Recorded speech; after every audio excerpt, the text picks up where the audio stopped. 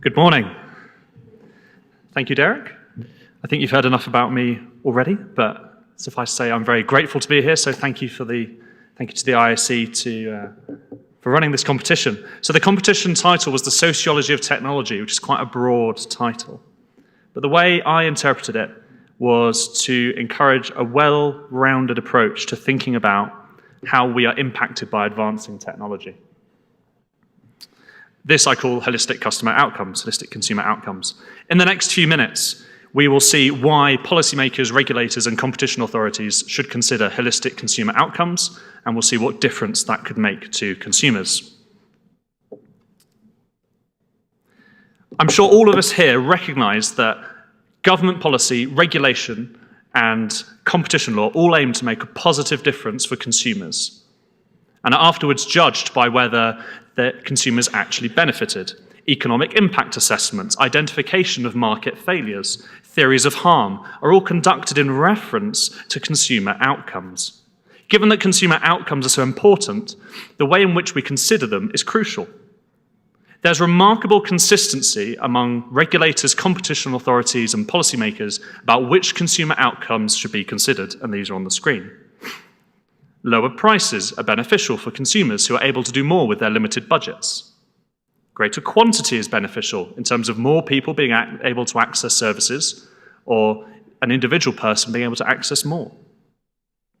Greater quality is obviously a positive outcome for consumers, as is greater choice, a greater variety of products available for consumers to choose from so that they can choose the most suitable product for them. And of course, innovation, faster innovation leads to better quality products. I'm sure in a room of 5G experts, I don't need to talk to you about that. It's difficult to overstate the importance of technology. Technology is transforming markets. How many of us used a price comparison website to book our flight to Mexico City? Technology is enabling new and different forms of communication. How many of us are using Facebook on a day-to-day basis, or have used WhatsApp to contact a friend or family member over the last 24 hours? Technology is broadening access to services which used to be the preserve of the few, such as education, healthcare, and personal finance. Yesterday we heard from Thomas Daly of Verizon about Verizon's ambition to increase what they call human ability. So let's focus on 4 ways in which technology is affecting a broad array of consumer outcomes. First, technology is changing human relationships. Technology brings people together. Through social media, I'm able to remain in contact with people I know on the other side of the world. My partner and I got to know each other through social media despite being in different cities. My parents and I remain in close contact despite the physical distance. But technology can cause isolation. Loneliness appears to be growing in many societies, and technology may play a negative role in that. The loneliest generation in the US are those aged 18 to 22.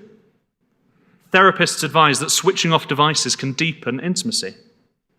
The net effect of technology on the quality of both online and offline relationships is a matter of heated debate. But what isn't up for debate is that technology is affecting billions of relationships around the world. Second, technology is changing the distribution of consumer outcomes and the way in which firms set prices. Consumers are quoted different prices for the same goods. Advances in algorithms and access to consumer data means that personalized pricing is growing in importance. While price discrimination is natural, and as an economist I feel bound to say, efficiency enhancing a lot of the time, technology is increasing opportunities for price discrimination, which may be undoing existing cross-subsidies and leading to unintended social consequences.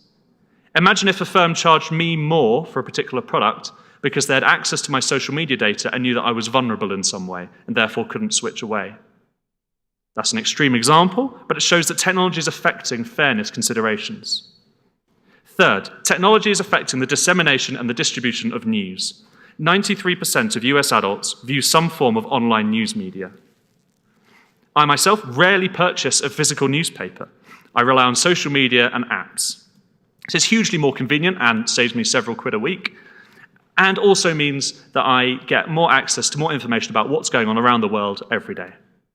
But technology has made it easier and cheaper to spread fake news, which is undermining trust in online platforms and social media platforms, and is undermining democratic debate. Fourth, technology is changing the level of privacy that consumers enjoy, as many of online business models rely on access to consumer data.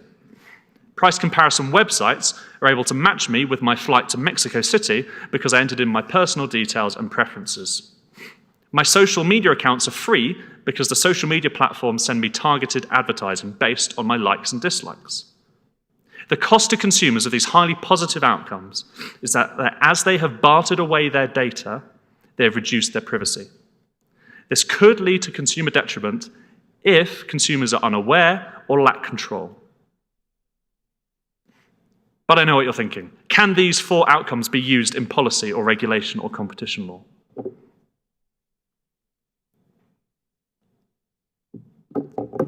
To my mind, new consumer outcomes must meet 3 important criteria. They must be important to a broad range of consumers, quantifiable so that they can be used in decision-making, and widely applicable across a broad range of markets. I argue that the 4 criteria we're going to talk about, the 4 outcomes we'll talk about on the screen, meet these 3 criteria. So first, relationships. As we saw, technology is having a huge impact on the relationships enjoyed by consumers in both positive and negative ways. Relationships are important to all aspects of the economy. They create value, they manage risk, they achieve performance, they improve well-being, they build social capital, they develop nations. And perhaps contrary to expectations, relationships and the quality of relationships can be quantified.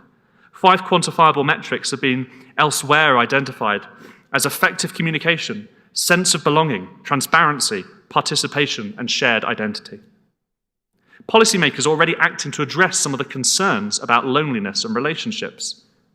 In the UK, in January, a Minister for Loneliness was appointed by the government to help deal with that. And consideration of relationships is also widely applicable across the whole economy. To quote a former British civil servant, "It would be a happier world if civil servants were required at the end of every policy paper they wrote to include a paragraph assessing its relational implications for the society they are serving." To summarise, relationships are important, quantifiable, and widely applicable. The consumer outcome of relationships could be defined as greater depth and breadth of consumer relationships in terms of leading towards intimacy, rather than loneliness. Second, fairness.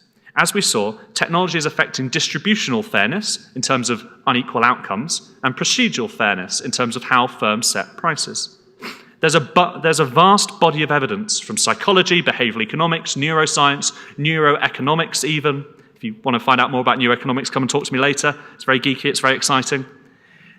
All these things show that fairness is very important to consumers. Distributional and procedural fairness is important in all markets and can be considered by policymakers and regulators. While the definition of fairness is always going to be to some extent subjective, some policymakers are already considering it.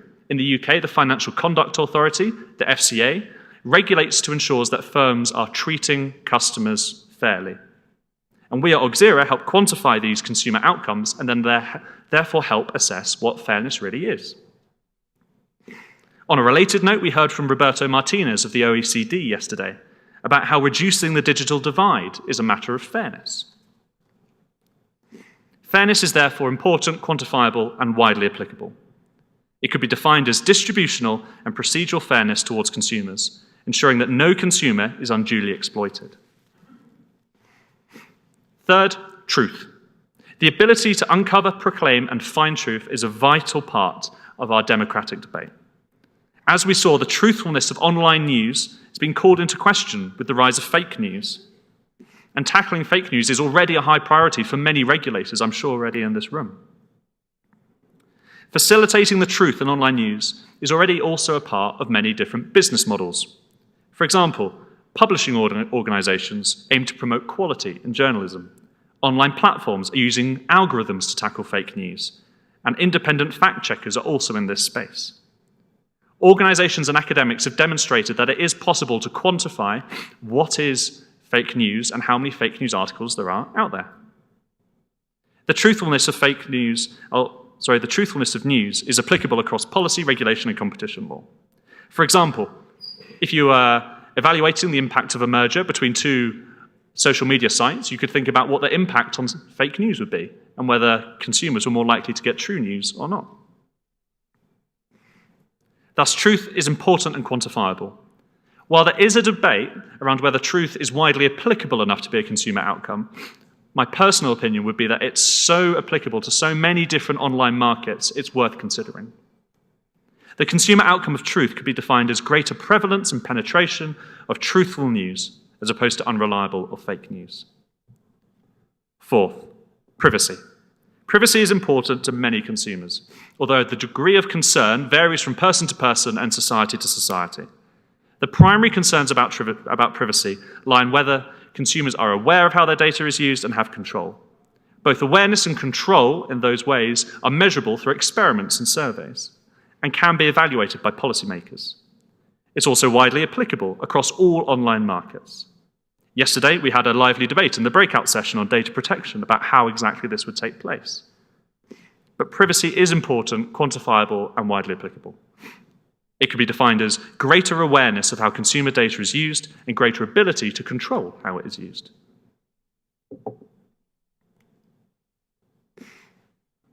Last, each society must reflect on the way in which technology is changing the broad array of consumer outcomes within that society, to reflect its own preferences, priorities, and values. To misquote Chris Chapman yesterday, global realities, local solutions. As you can see on the slide, technological advances have led to a changing broad array of consumer outcomes.